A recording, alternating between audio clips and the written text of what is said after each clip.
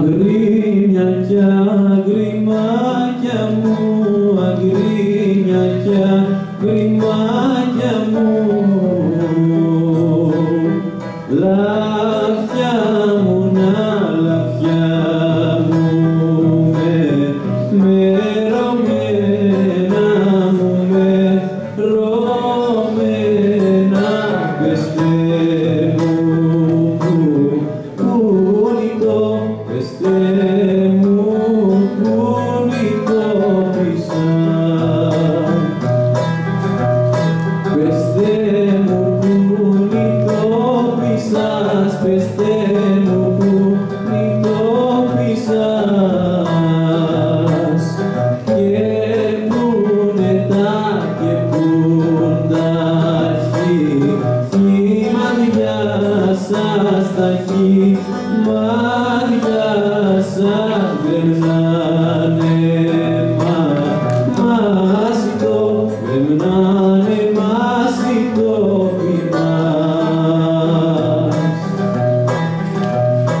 Περνάνε μάσιτο πιμάς, περνάνε μάσιτο πιμάς. Λες και στα να, λες και στα χει, μάτια μας τα χει, μάτια μας τα σπηλιαράκια του, τα σπηλιαράκια του βουνού. Τα σπηλιαράκια του βουνού, τα σπηλιαράκια του βουνού. Είναι τα να, είναι τα γονικά μας τα γονικά μας αγρίμια κι αγριμά, αγρίμια κι αγριμάκια μου.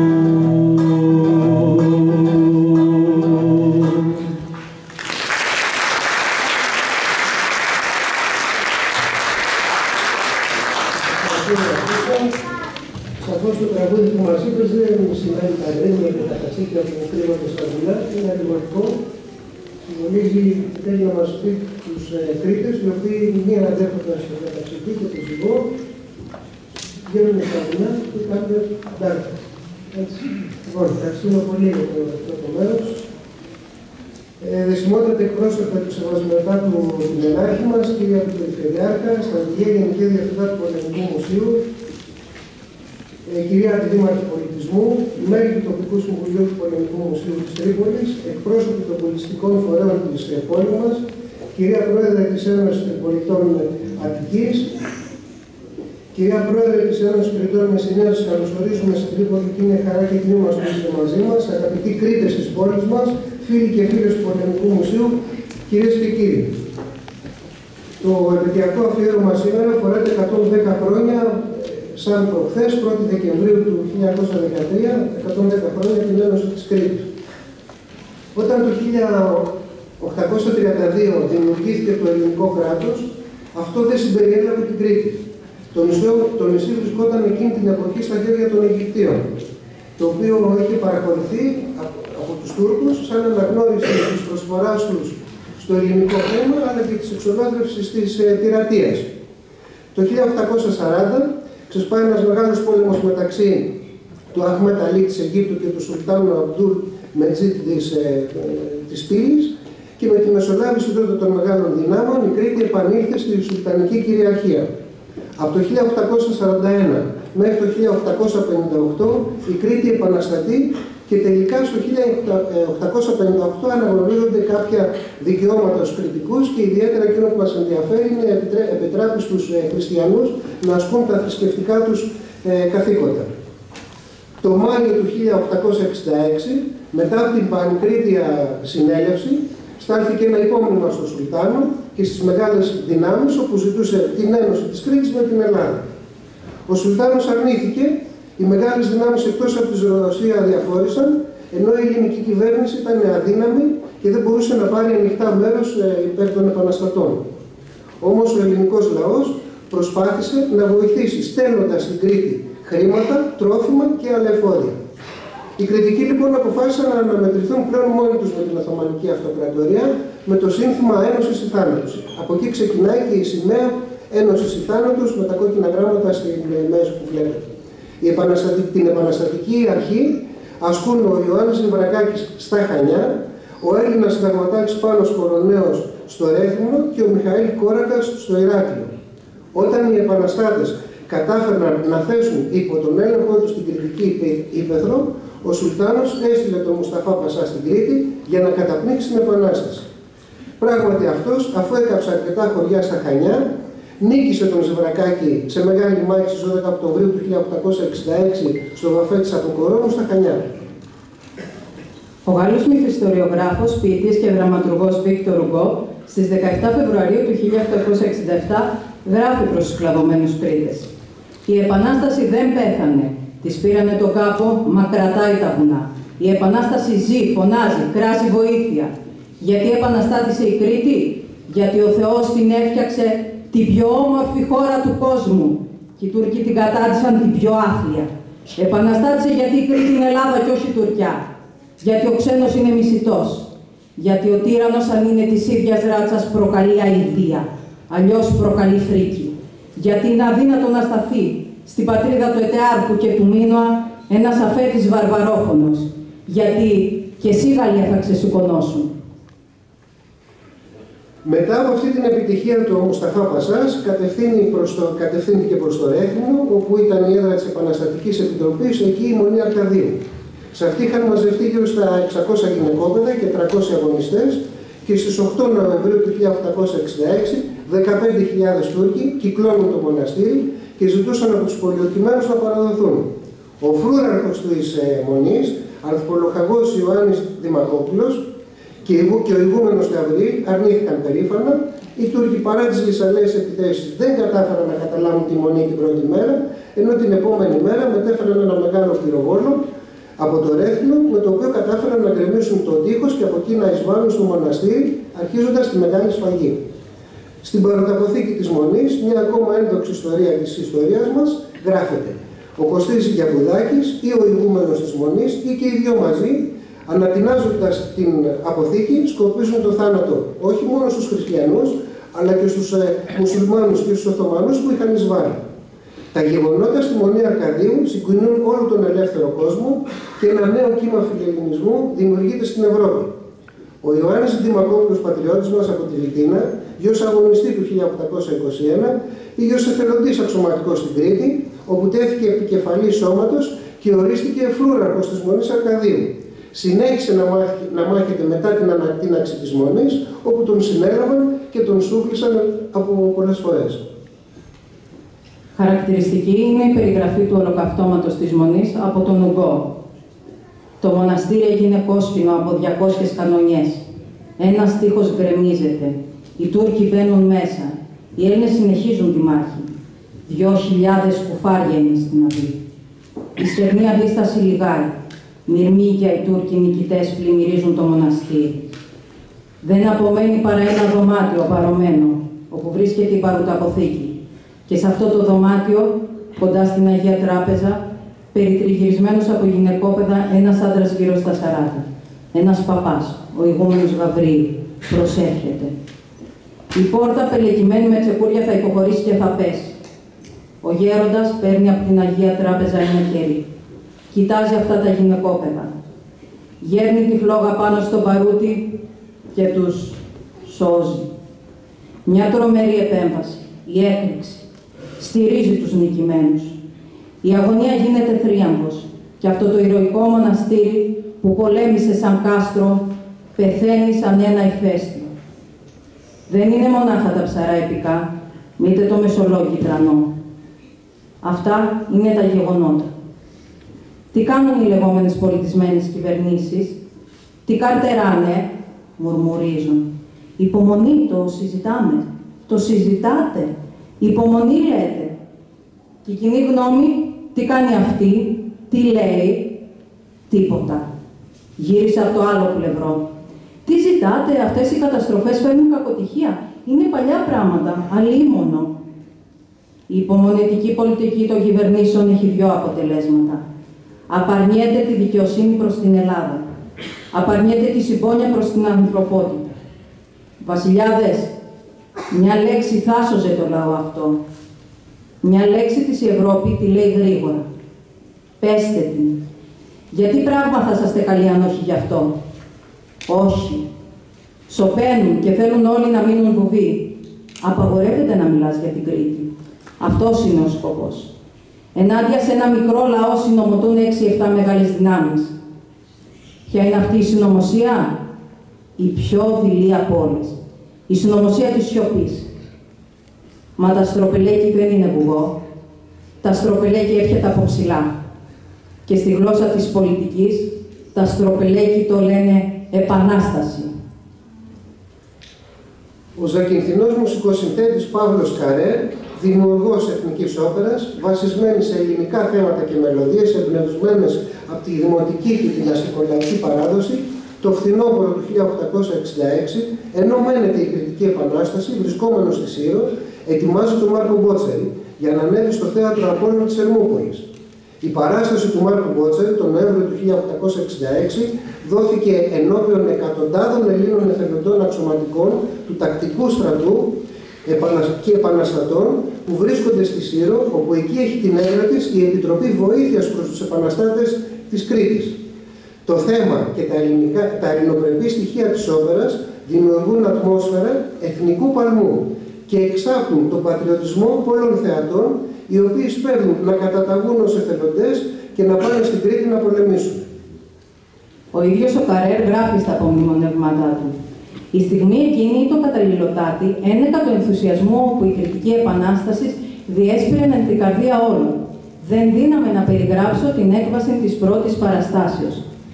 Καθής δύναται να φανταστεί τι εγέννητο και μάλιστα κατά την στιγμή κατά την οποία ο αρχιερεύς Γερμανός με τον σταυρόν και την σημαία αναχείρας, περιστοιχιζόμενος δε από όλων των θίασων με φουστανέλα, όπλα και σημαίας, ήρχισεν με τα λόγια.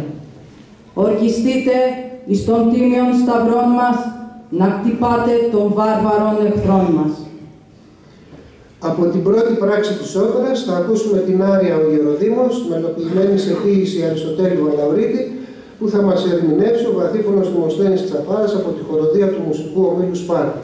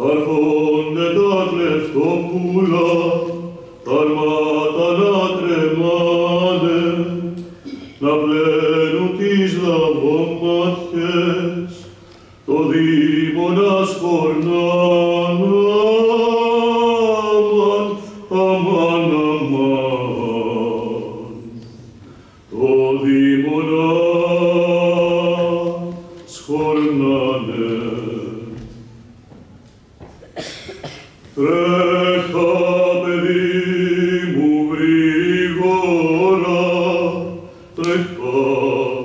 τρέχα ψηλά στη ράχη και ρίξε το κουφέκι μου στον ύπνο μου απάνω. Άκουσε ο Δήμος την βόη μες στο βαθύ τον ύπνο. Τάχνο του Αχίλιε γέλασε και σταύρωσε τα χέρια. Ο Γεροδήμος πέθανε, ο Γεροδήμος πάει, ο Γεροδήμος πέθανε, ο Γεροδήμος πάει. Αμάν, αμάν, και πίσω δεν γυρνάει.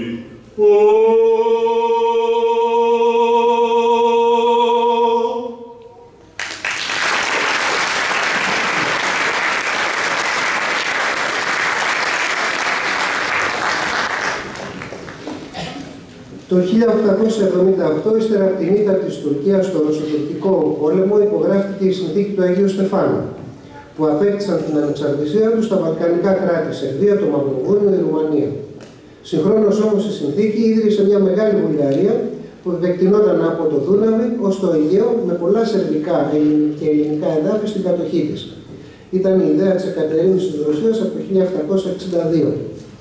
Η συνθήκη αυτή, ύστερα από έντονη αντίδραση της Αγγλίας, ανανεώθηκε με τη νέα συνθήκη του Βερολίνου, η οποία συνομολογήθηκε στις 13 Ιουλίου του 1878 μεταξύ Αγγλίας, Γαλλίας, Αυστρίας, Ρωσίας, Ιταλίας και Οθωμανικής Αυτοκρατορίας. Έτσι, αντί της Μεγάλης Βουλγαρίας, ιδρύθηκε ένα μικρότερο βουλγαρικό κράτος από το Δούναβι ως τον Έμο. Παράλληλα, συστήθηκε μια υποτελή στο Σουλτάνο ηγεμονία η Ανατολική Ρωμυλία, με πρωτεύουσα τη Φιλιππούπολη. Αυξήθηκαν εδαφικά η Σερβία, το Μαυροβούνιο και η Ρουμανία και στην Ελλάδα δόθηκε η Θεσσαλία εκτός από την περιοχή της Ελασσόνας. Επιπλέον στη συνθήκη αυτή, η Οθωμανική Αυτοκρατορία υποχρεωνόταν να εισάγει διοικητικές μεταρρυθμίσεις σε όσες επαρχίες της Ευρωπαϊκής Τουρκίας υπήρχε ισχυρό χριστιανικό στοιχείο, και το τονίζω αυτό γιατί είναι και η Κρήτη τώρα σε αυτή την υπόθεση μέσα που εμπλέκεται. Ο Άγγλος ποιητής και δοκιμιογράφος Algernon Charles Swinburne στέλνει το δικό του εμψυχωτικό μήνυμα στον τυραννισμένο κρητικό λαό μέσα από το λυρικό του ποίημα «Οδή στην Κρητική Επανάσταση». Ο ήχος μιας κραυγής ακούγεται από μπροστά. «Σήκω από το φαγοπότη, άσε το κρασί. Μην αφήσεις κανέναν άντρα να κοιμηθεί ή να ξεκουραστεί μέχρι η πανούκλα να εξαφανιστεί. Και μη χαρεί κανείς μέχρι να εξαφανιστεί το κακό. Από αγάπη προς αυτές τις ψυχές που κλαίνε, παρακαλούμε να ελευθερωθούν». Προϊόν της συνθήκης είναι και η Σύμβαση της Χαλέπας, η Χάρτης της Χαλέπας προέστων των Χανίων, μια ιστορική συμφωνία μεταξύ της Οθωμανικής κυβέρνησης και της Επαναστατικής Συνέλευσης των Κρητών, που συνομολογήθηκε στις 15 Οκτωβρίου του 1878 στην ομώνυμη συνοικία των Χανίων της Κρήτης.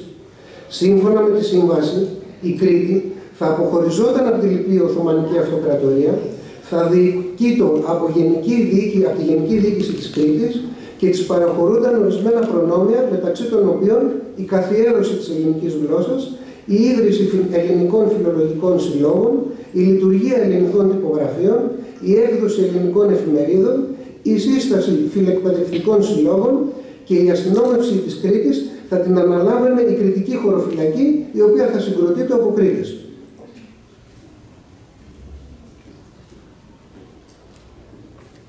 Ο Γάλλος ποιητής Φρεντερίκ Μιστράλ, μέσα από το μελοποιημένο ποίημά του με τίτλο «Τα παιδιά του Ορφέα», μεταξύ άλλων γράφει: «Ας τραγουδήσουμε τη δόξα των προγόνων μας, οι οποίοι έχουν τη θέση τους στην ιστορία και οι οποίοι πάντα, όπως μας λένε τα βιβλία, έμειναν ελεύθεροι, όπως η θάλασσα και το Μαϊστράλ». απάνω σε ψηλό βουνό ή ο αητός, ριζίτικο. Εικονίζει τον κρητικό λαό ως έναν αητό, ο οποίος κάθεται ψηλά στο βουνό, σε ριζιμιό χαράκι, δηλαδή σε βράχο που είναι βαθιά ριζωμένος μέσα στη γη, όπως είναι και το αίσθημα της ελευθερίας, βαθιά ριζωμένος στην κρητική ψυχή και αναμένει πότε θα έλθει η ελευθερία του.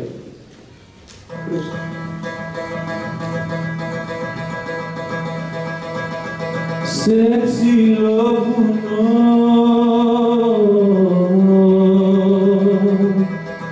σε ριζιμιό καράγιο να καράγει κάθεται,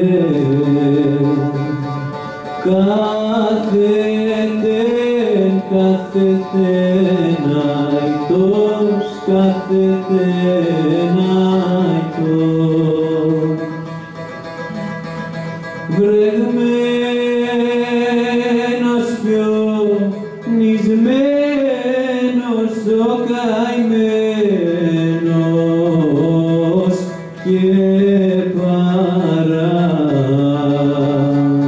και παρακαλεί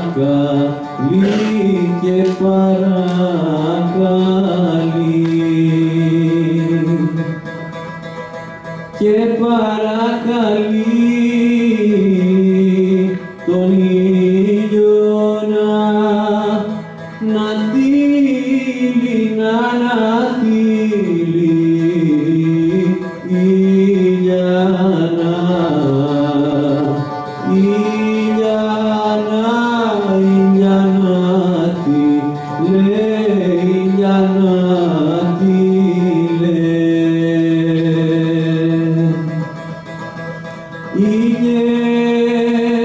ηλιέλαμψε και δόλαμψε και δώσε για να λιώσουνε,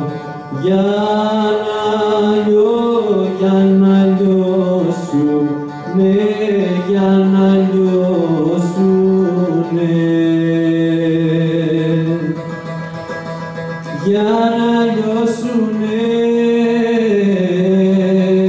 τα χιόνια τα φτερά, τα φτερά μου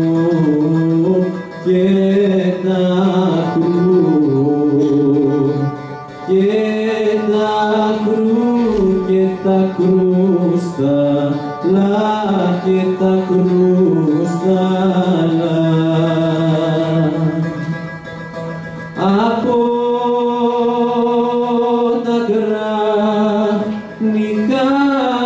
τα κρανικά μου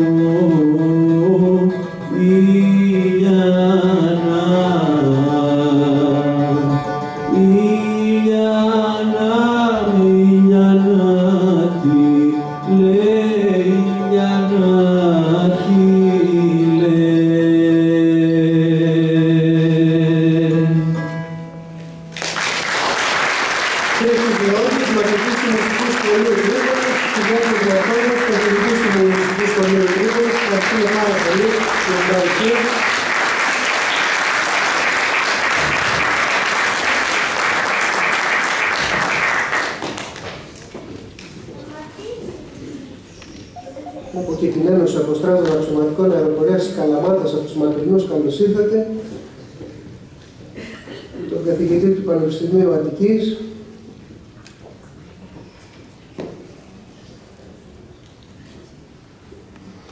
στις 3 Σεπτεμβρίου του 1895 ξέσπασε νέα επανάσταση και μέχρι τις 11 Μαΐου του 1896 ο χριστιανικός πληθυσμός των Χανίων, ο οποίος αποτελούσε μειονότητα στην πόλη, υπέστη μεγάλη σφαγή, ενώ πυρπολήθηκαν κοινοτικά καταστήματα και το επισκοπικό μέγαρο. Οι μεγάλες δυνάμεις, Μεγάλη Βρετανία, Γαλλία, Αυστρο-Ουγγαρία, Ρωσία, Ιταλία, Γερμανία, που πάντοτε ενδιαφερόταν για την Κρήτη λόγω της στρατηγικής της θέσης, από καιρό είχαν συγκεντρώσει τους στόλους τους γύρω από το νησί για να ελέγχουν την κατάσταση. Το 1896 αποφάσισαν στο Βερολίνο να προχωρήσουν σε λύση του κρητικού ζητήματος με διεθνή κατοχή του νησού και την ανακήρυξή του σε αυτόνομη πολιτεία. Όμως στις αρχές του 1897 άρχισαν πάλι σφαγές στα Χανιά και έτσι στις 21 Ιανουαρίου ελληνικά στρατεύματα με δύναμη 1.500 ανδρών και διοικητή τον υπασπιστή του βασιλιά Γεωργίου, συνταγματάρχη Τιμολέο Ντεβάσου, αποβιβάστηκαν εκεί για να ελευθερώσουν τη Μεγαλόνησο και να την ενώσουν με την Ελλάδα. Αυτό προκάλεσε την κήρυξη του πολέμου από την Τουρκία στην Ελλάδα, το Μαύρο 97 όπως χαρακτηρίστηκε, και στην Κρήτη την επέμβαση των μεγάλων δυνάμεων που για να σταματήσουν τις εχθροπραξίες αποβίβασαν δυνάμεις στα Χανιά. Ενώ κανονιοβολούσαν το ακροτήρι, ο Βίδης χτύπησαν στον ιστό της ελληνικής σημαίας και τότε ο Σπύρος Καγγελές όρμησε να σηκώσει τη σημαία, κάνοντας ιστό το ίδιο του το κορμί, αψηφώντας το κίνδυνο, ενώ ο Ιταλός ναύαρχος Καναβάρο, έκπληκτος, σταματάει τον κανονιοβολισμό. Να σας θυμίσω τον Καναβάρο του Ζορμπά. Η Μαντάμ Μορντάνς αποκαλεί τον Ζορμπά Καναβάρο, ο Καναβάρο αποκαλεί τη Μαντάμ Μορντάνς Μπουμπουλίνα. Στις 18 Φεβρουαρίου του 1897, λόγω της γενικής επιστράτευσης για τον Ελληνοτουρκικό πόλεμο, ο ελληνικός στόλος αναγκαστικά αποσύρεται από το νησί και μέχρι το Μάρτιο έχει ολοκληρωθεί πλέον η κατάληψη της Κρήτης από στρατιωτικά τμήματα της Αγγλίας, της Γαλλίας, της Ιταλίας και της Ρωσίας. Η αγάπη και ο θαυμασμός του Μιστράλ για την Ελλάδα αποτυπώνεται για άλλη μια φορά το 1897 μέσα από το ποίημά του «Ύμνος στην Ελλάδα», το οποίο μεταφράστηκε στα ελληνικά από τον Κωστή Παλαμά. «Με την αυγή κι η θάλασσα με νεξεδένια λάμπει και με το φως τα πάντα ξανανιώνουν. Να η άνοιξη γυρίζει, να το χελιδόνι, στον Παρθενό να ξανακτίζει τη φωλιά του. Πανίερη Αθηνά, τίναξε την ιερή γλάφκα σου στα μπέλια μας απάνω τα σαρακωμένα. Κι αν πρέπει να πεθάνουμε για την Ελλάδα, θεία είναι η Δάφνη. Μια φορά κανείς πεθαίνει.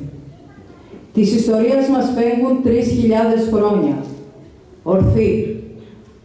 Και πρόβαλε από τώρα το παλάτι στον τόπο εκεί που λύθηκαν τα κακά μάγια. Και ο Φοίνικας ξαναγεννιέται από τη στάχτη. Στις αμμουδιές της Μέκας διώξε το ήλιο, το μισοφέγγαρο μακριά από τον ουρανό μας. Και αν πρέπει να πεθάνουμε για την Ελλάδα, θεία είναι η Δάφνη. Μια φορά κανείς πεθαίνει. Στις 25 Αυγούστου του 1898, στο Ηράκλειο, οι μουσουλμάνοι εξαπέλυσαν πάλι φοβερή σφαγή και οι χριστιανοί ζητούσαν δικαίωση. Οι μεγάλες δυνάμεις αποφάσισαν να επιβάλλουν στους πρωτέτειους δίκαιη τιμωρία και να οδηγήσουν το κριτικό ζήτημα στη λύση του, απαιτώντας από την υψηλή πύλη την άμεση απομάκρυνση του τουρκικού στρατού από την Κρήτη. Επίσης, πολλοί Τούρκοι συνελήφθηκαν και εξορίστηκαν, ενώ οι πρωτέτειοι 17 τουρκοκριτικοί απαγχωνίστηκαν στη μικρή πλατεία του λιμανιού. Μέχρι τις 2 Νοεμβρίου του 1898, ο τουρκικός στρατός υποχρεώθηκε να εγκαταλείψει οριστικά την Κρήτη. Στις 5 Νοεμβρίου κατέδεσαν και οι χριστιανοί τα όπλα και τότε οι μεγάλες δυνάμεις έδωσαν εντολή στον πρίγκιπα Γεώργιο, τον οποίο είχε προτείνει η Ρωσία να έρθει στην Κρήτη σαν ύπατος αρμοστής. Στις 9 Δεκεμβρίου του 1898 κατέφτασε στα Χανιά, που έγινε δεκτός με πρωτοφανείς εκδηλώσεις πατριωτισμού. Οι προστάτητες δυνάμεις του παρέδωσαν την εξουσία και υψώθηκε η σημαία της κρητικής πολιτείας στο ιστορικό φρούριο Φυρκά. Η τουρκική σημαία διατηρήθηκε μόνο στο φρούριο της Ούδας, σαν το τελευταίο τοπικό σύμβολο της τουρκικής επικυριαρχίας στην Κρήτη. Εν τω μεταξύ, από τον Δεκέμβριο του 1866, ο Βίκτορ Ουγκό είχε γράψει σε επιστολή του προς τους Έλληνες τα εξής. «Μια κραυγή από την Αθήνα φτάνει σε μένα. Στην πόλη του Φιδία και του Εσχύλου γίνεται μια έκκληση προς εμένα. Φωνές προφέρουν το όνομά μου. Ποιος είμαι εγώ για να αξίζω τέτοια τιμή? Τίποτα. Ένας νικημένος. Και ποιοι είναι αυτοί που απευθύνονται σε μένα? Νικητές. Ναι, ηρωικοί Κρήτες. Καταδυναστευόμενοι σήμερα είστε οι μελλοντικοί νικητές. Επιμένετε. Έστω και καταπνιγμένοι θα θριαμβεύσετε. Διαμαρτυρία της αγωνίας είναι μια ισχύς. Νικημένοι δεν μπορείτε να είστε. Το δίκαιο δεν καταποντίζεται.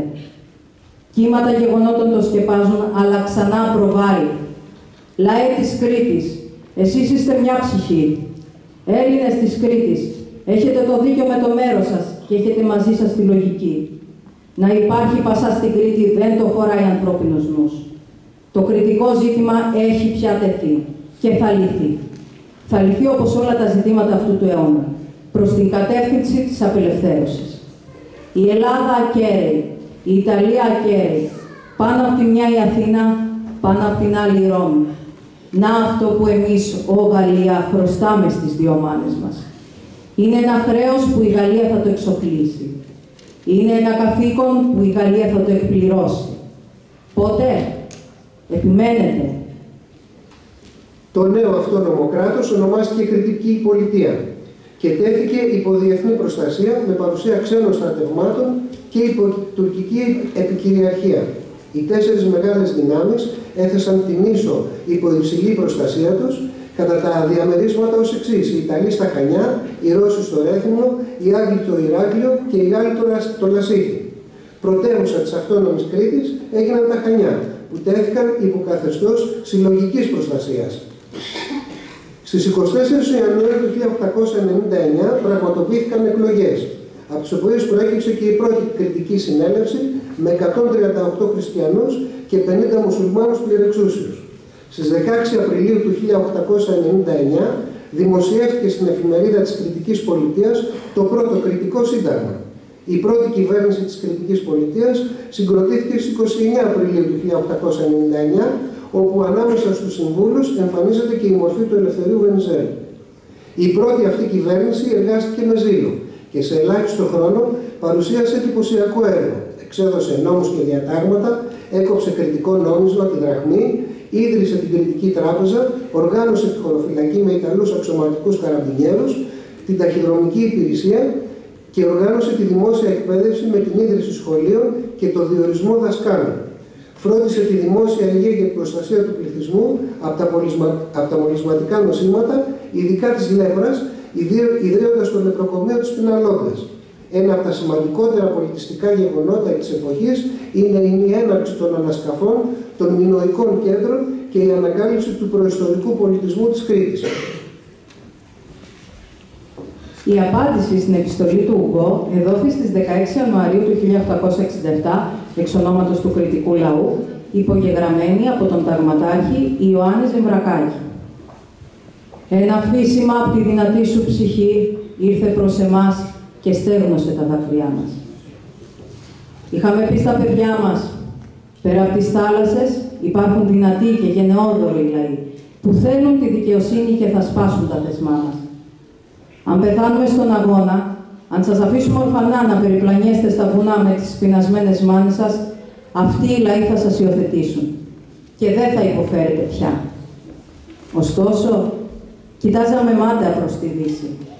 Από τη Δύση καμιά βοήθεια δεν μας ήρθε. Τα παιδιά μας έλεγαν, μας ξεγελάσατε.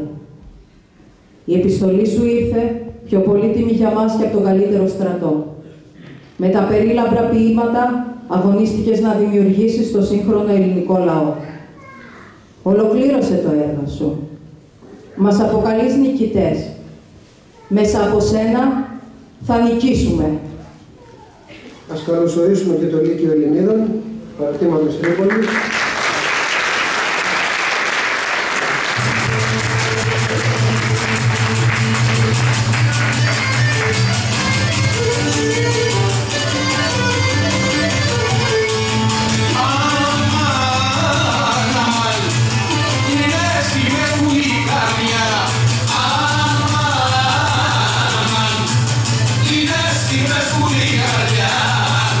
Είναι στιγμές που η καρδιά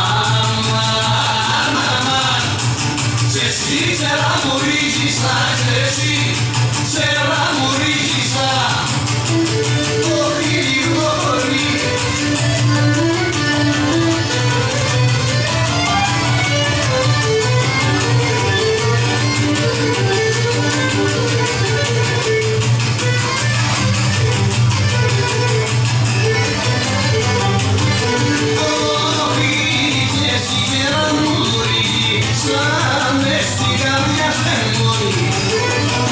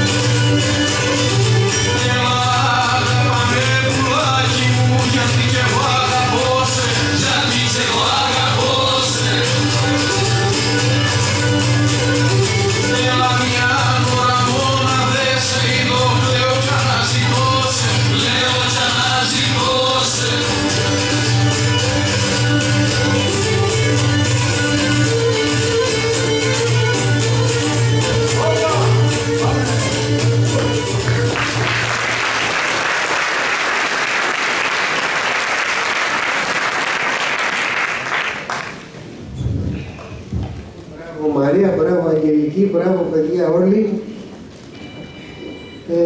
Έχουμε βάλει κάποιες λεζάντες που εμφανίζουμε κατά καιρούς, να ξέρουμε πού είμαστε στην ιστορία. Είναι και το πρόγραμμα μας, αυτό που έχουμε δώσει πάλι τον ίδιο πίνακα.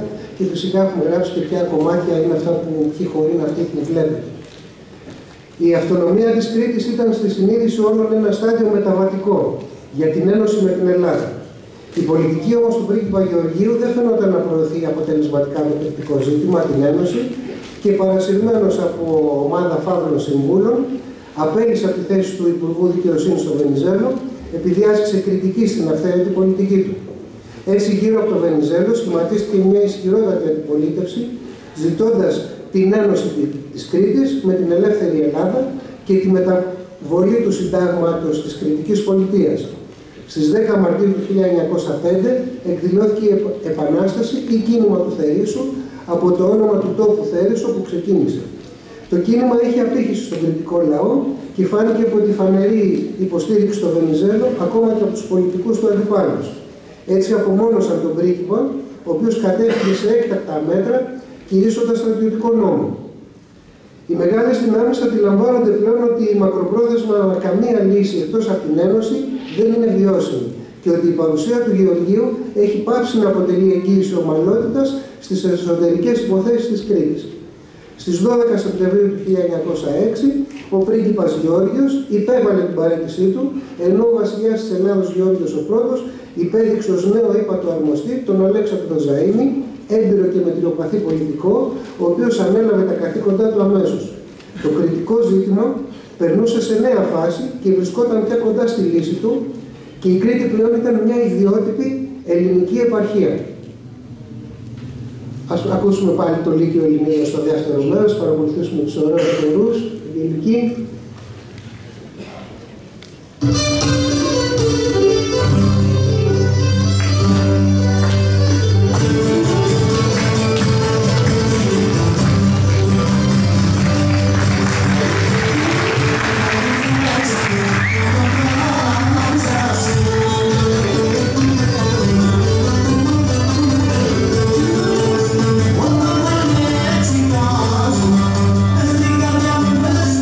As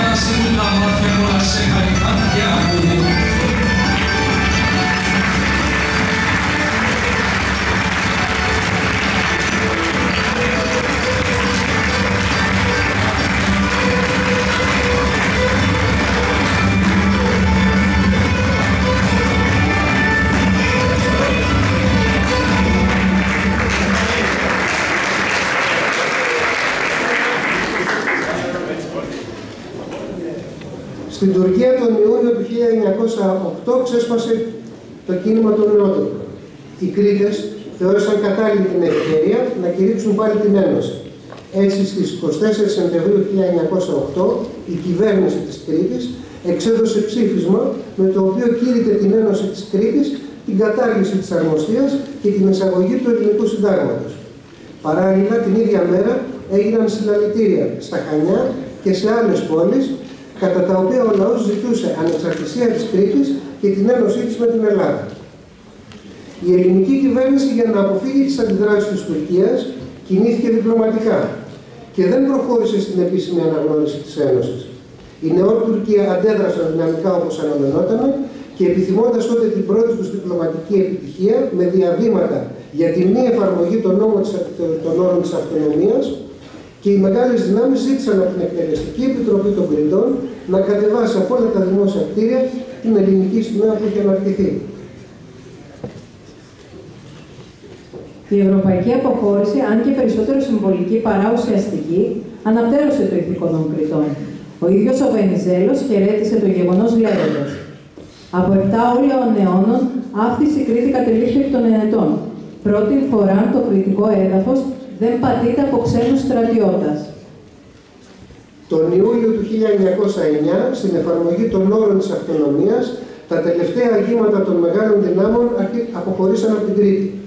Αποχωρώντας υπέστειλαν και τις σημαίες τους και έμεινε μόνο η σημαία της κρητικής πολιτείας, ενώ οι Κρήτες πάλι βρήκαν την ευκαιρία να υψώσουν την ελληνική σημαία πάλι στο φρούριο του Φυρκά. Που σήμερα να πούμε ότι είναι και το καινούργιο μας παράρτημα του Πολεμικού Μουσείου, το οποίο σύντομα θα κάνει και την έναρξη λειτουργίας τους. Με την ύψωση όμως της ελληνικής σημαίας, στην είσοδο του λιμανιού των Χανίων, αρχίζει πάλι η αντίδραση των Τούρκων και των μεγάλων δυνάμεων να απαιτούν αμέσως την υποστολή της. Επειδή κανένας κριτικός όμως δεν βρισκόταν διατεθειμένος να κατεβάσει τη σημαία από το φρούριο, η Αθήνα υποχρεώθηκε να ζητήσει την παρέμβαση των δυνάμεων, οι οποίες στις 5 Αυγούστου 1909 απέστειλαν άγημα για την υποστολή. Έτσι, πρωί-πρωί, την ώρα που ο κόσμος κοιμόταν ακόμα στα σπίτια του, ώστε να αποφευχθούν οι αντιδράσεις, 4 ναύτες, ένας από κάθε δύναμη, κρατώντας από ένα τσεκούρι και συνοδευόμενοι από έναν αξιωματικό, ανέβηκαν στο φρούριο και χτυπώντας διαδοχικά τον ιστό με την ελληνική σημαία τον έκοψαν. Κατόπιν τον τεμάχισαν σε 4 ίσα μέρη, πήρε ο κάθε ένας αξιωματικός από ένα, αφήνοντας την ελληνική σημαία εκεί. Δυστυχώς, πέρα από τη θέληση του κρητικού λαού, υπήρχαν τα ευρωπαϊκά συμφέροντα που στη δεδομένη χρονική στιγμή δεν επέτρεπαν τη δικαίωση των εθνικών πόρων των Κρητών. Η κυβέρνηση της Κρήτης, σε ένδειξη διαμαρτυρίας, παραιτήθηκε. Στις 15 Αυγούστου του 1909 ξεσπάσει στην Ελλάδα το κίνημα του Βουδί. Η έκφραση της μεγάλης λαϊκής δυσαρέσκειας για την άσχημη οικονομική και πολιτική κατάσταση της Ελλάδος. Το κρητικό ζήτημα είναι πλεγμένο στη δίνη των ευρωπαϊκών συμφερόντων και έθετε στην κρητική πολιτική ηγεσία το ερώτημα: αιμονή στην πραξικοπηματική επιβολή της Ένωσης ή συνένωση με τις επαναστατικές δυνάμεις του στρατιωτικού συνδέσμου της Αθήνας? Ο Βενιζέλος έκλεινε προς τη δεύτερη άποψη.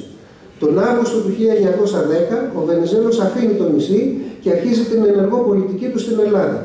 Είχε πια εδραία την πεποίθηση ότι το κρητικό ζήτημα θα λυθεί μόνο όταν η Ελλάδα θα ήταν σε θέση να επιβάλλει την Ένωση με στρατιωτικά μέσα.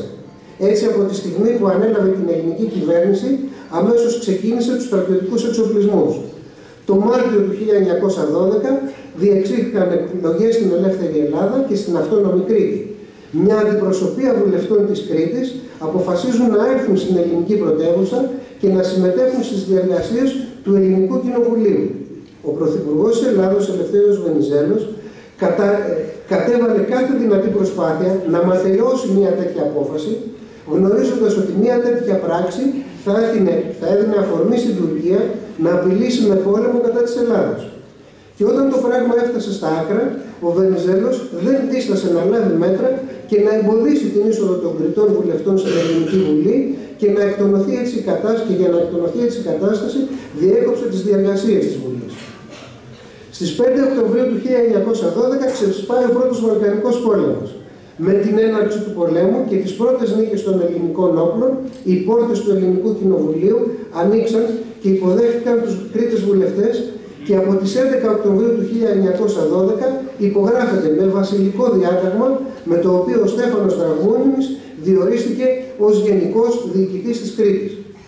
Η Ένωση της Κρήτης από άποψη διεθνούς δικαίου συντελέστηκε με το άρθρο 4 της Συνθήκης του Λονδίνου στις 17 Μαΐου του 1913 μεταξύ της Τουρκίας και των εμπόλεμων Βαλκανικών τότε κρατών.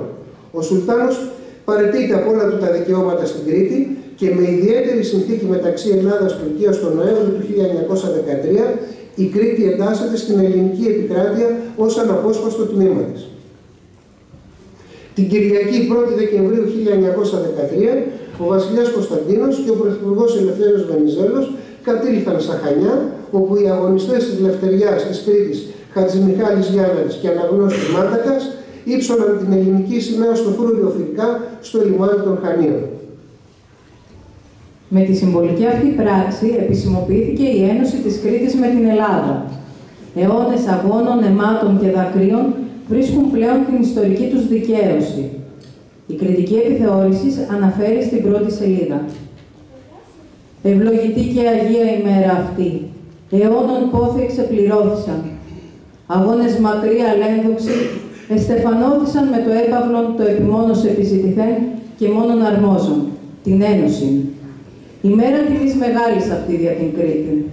Ημέρα ευτυχίας για τους Κρήτας. Μακροτάτη είναι η ιστορία των αγώνων της Κρήτης, ισόχρονο σχεδόν με τα έτη της δουλείας αυτής.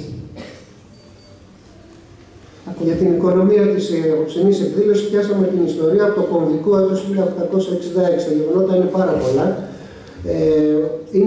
Είναι ακριβώς η χρονολογία που το Ελευθερία ή Θάνατος του 1821 γίνεται ένωση ή Θάνατος για την Κρήτη, αλλά και πάλι τα γεγονότα είναι αρκετά, γι' αυτό και συνοπτικά στο πρόγραμμα τοποθετήσαμε το ένθετο που έχετε. Στη συνέχεια θα απολαύσουμε το πρόγραμμα του Λυκείου Ελληνίδων, τη ζωντάνια τους, τη χαρά και τη χαρά που έχουμε εμείς να τους έχουμε μαζί μας, μια μεγάλη προετοιμασία που έχει ξεκινήσει αρκετό καιρό για να φτάσουμε στη σημερινή ημέρα.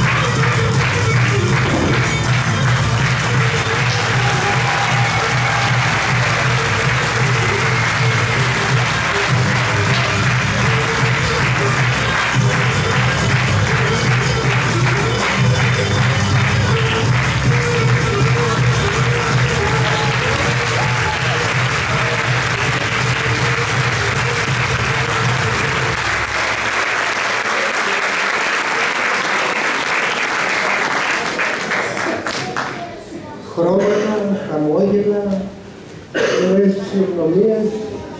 Θοδωρή, σε παρακαλώ, πες μου αυτό που μου είπες πριν ξεκινήσουμε την εκδήλωση.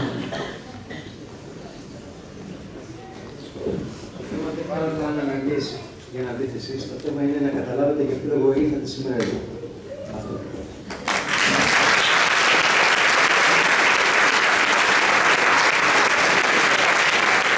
Δηλαδή θα το κάνουμε από την καρδιά μας και με τη χαρά μας, ο κόσμος του εισπράττει το καταλαβαίνει και είναι μαζί μας, γι' αυτό και όλες μας οι εκδηλώσεις σας έχουμε κοντά μας. Θέλουμε να ευχαριστήσουμε το Δήμο Τρίπολης για την παραχώρηση του θεάτρου. Να τα πούμε όλα το προσωπικό του θεάτρου, το Θόδωρο Τσάνη και τον Γιάννη Καλδίση, το Στεφός Φως και Ρίκος, όχι μόνο στην εκδήλωση αλλά και στις πρόοδους. Έχουμε ταλαιπωρήσει αρκετά. Και θέλω να πω εδώ κυρία τη Δήμαρχη ότι με τις ικανότητες τους και οι δύο πολλαπλασιάζουν τις δυνατότητες του θεάτρου μας, το οποίο όπως βλέπετε ακούει ο χάρος από κάτω με τα χτυπήματα των παιδιών και μας φοβάται. Να ευχαριστήσω τον Λύκειο Ελληνίδων παράδειγμα Γρήγορη, την πρόεδρο του Μαρία του Καφόγια, με αυτή το πάνω σιγά σιγά, επιδέχθηκε την πρότασή μας, κατάρτισε το πρόγραμμα, διδαχτήκαν οι χοροί, εξασφάλισαν τις παραδοσιακές χορεσκίες και όλα αυτά με ενθουσιασμό και με μεγάλη θέληση. Την Αγγελική Νικολοπούλου, την διδακτάρα χορού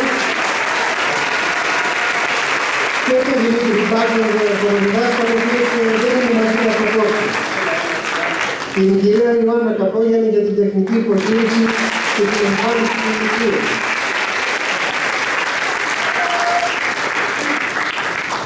Την αγαπητή συνάδελφο Γεωργία Πρεβολαράκη που μας αφηγήθηκε τα κείμενα.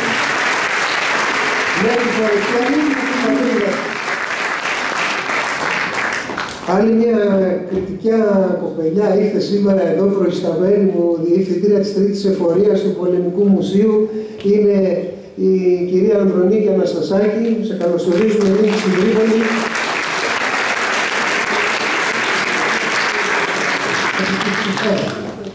Μια τεχνική ακόμα ευχαριστία. Θέλω να ευχαριστήσω την κυρία Κατερίνα Καλόφριου. Μας βοήθησε με τις χορευτές.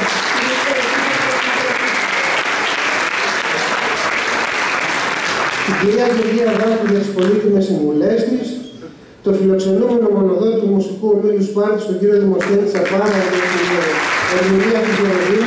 Δημοσθένη της Κίνου και σήμερα στην Δήμο και μαθητή του Μουσικού Σχολείου του Χρήστο Λεώδη και την καθηγητή κιθάρας του Μουσικού Σχολείου του Κυριάκου Μαρκόγια και τους άλλους αυτούς του σκηνή.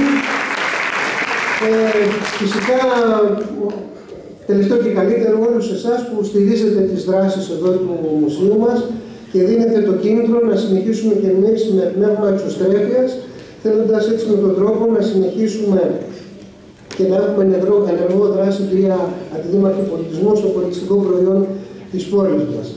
Να ευχαριστήσω το προσωπικό του Μουσείου για όλη την βοήθεια, για όλη τον κόπο που κάνει για όλες αυτές τις εκδηλώσεις που βγάζουμε και να παρακαλέσω τον Γενικό Διευθυντή του Πολεμικού Μουσείου, τον Υποστράτηγο κύριο Χρήστο Λαζαρίδη, να απονείμει αναμνηστικά στους συντελεστές μας.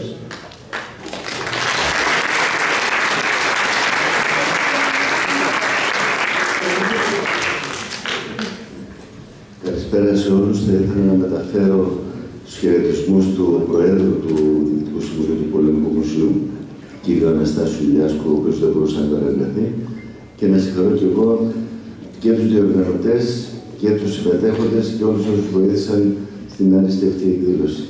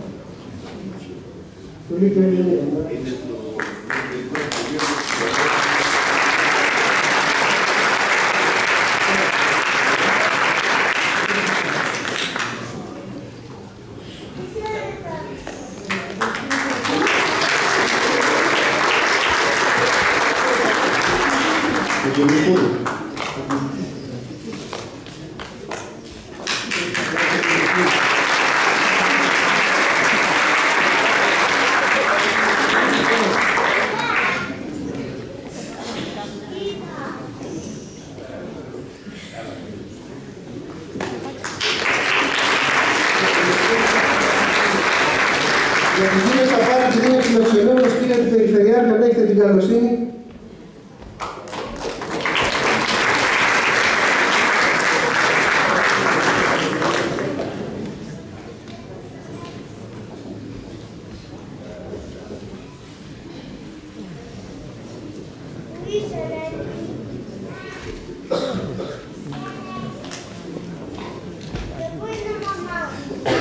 Και εγώ με τη σειρά μου να συγχαρώ το Πολεμικό Μουσείο και το Λύκειο Νικητών της Τρίπολης για τη συμβολή τους στη διατήρηση ζωντανής της ιστορικής μνήμης αλλά και στα πολιτιστικά δρόμενα του Δήμου της Τρίπολης.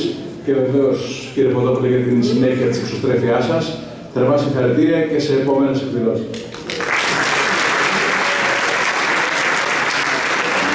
Και να καλέσω για τις υπόλοιπες απονομές στην Αντιδήματα Πολιτισμού, η οποία έχει και ένα μεγάλο εύρος ευθύνης τώρα αυτές τις μέρες μέχρι την Πρωτοχρονιά. Όλες οι γιορτές μας είναι πάνω της.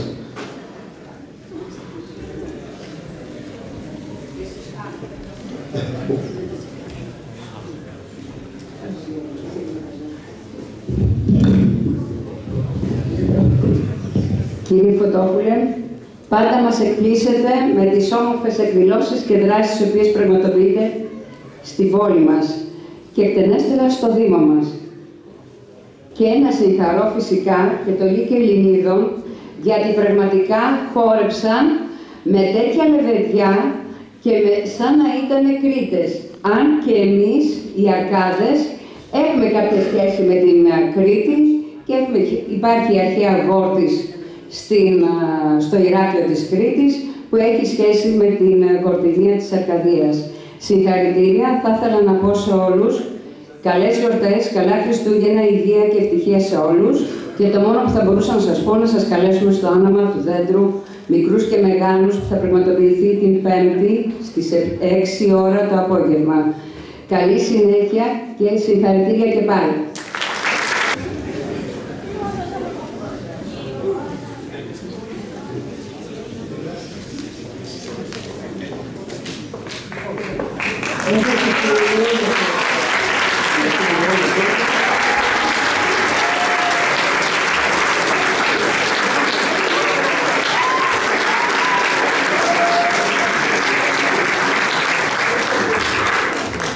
Θερμές ευχαριστίες από όλους μας, καλές γιορτές να έχουμε και καλή συνέχεια. Ευχαριστούμε πολύ που ήσασταν εδώ μαζί μας.